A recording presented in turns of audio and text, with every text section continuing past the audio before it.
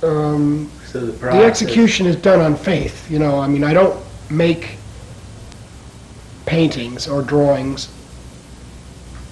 with the purpose in mind of selling. I mean, the idea, the concept, the impulse to make a work is not motivated by monetary value.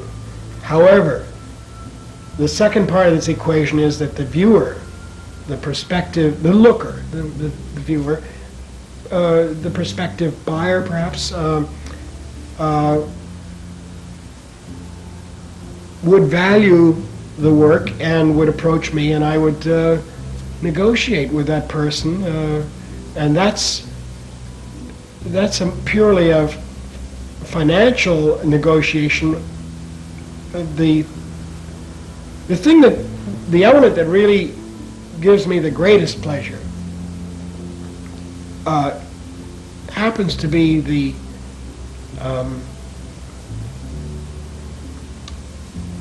idea of the concept of someone appreciating my ideas and having a share in my ideas and completing the circuit, the cycle of making the work, presenting it on the wall in an exhibition in my studio, and then that stranger walking in, looking at the work, appreciating where I'm coming from, what my ideas are, and then completing that cycle by saying, I want it so much, I'll pay for it, I'll give you some, what's it worth,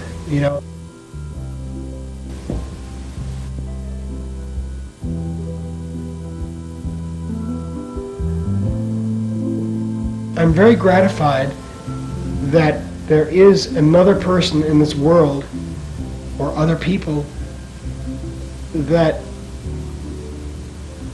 can share in this kind of experience of the painting, of the image.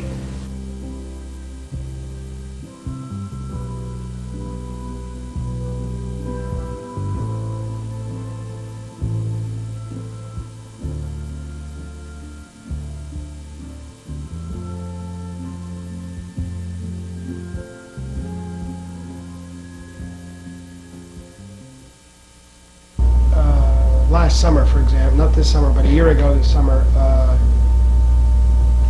I had no theme in mind, no models. A few of my friends hadn't posed for me for portraits, so I had to turn to my own self, my own face, and try to paint it.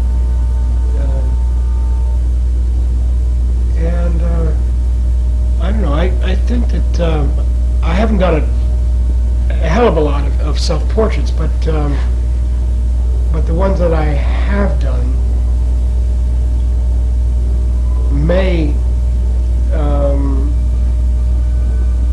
reflect a particular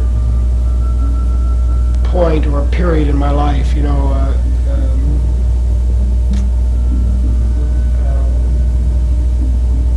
emotional period or a reflective period, and also I'm very affected by what I would consider, in my opinion, good painting.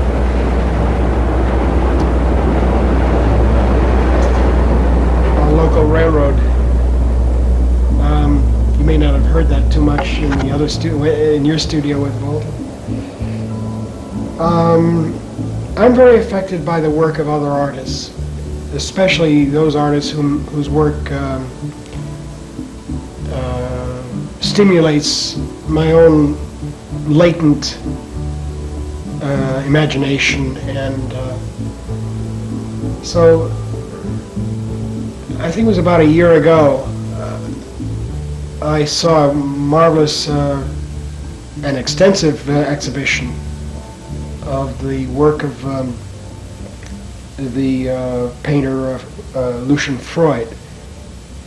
Went down to Washington and saw it in the gallery there, the Hirshhorn collection.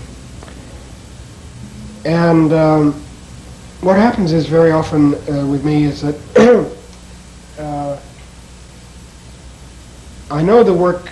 I know the work of an artist is very good for me if I say to myself, "Golly, Jagle, I'd like to be able to paint like that." And for me, his work has such a strength about it, such a individualistic character in terms of painterliness and drawing ability, and his treatment of form and the female body, for example, or portraits. They just appeal to me very, very deeply. So I came back from that exhibition very excited and wanting to do more.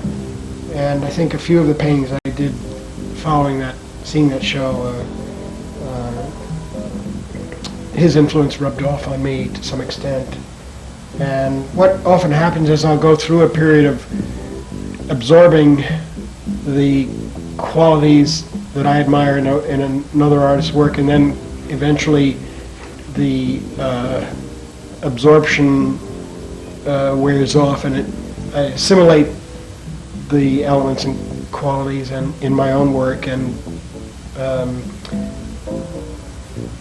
I think that eventually my work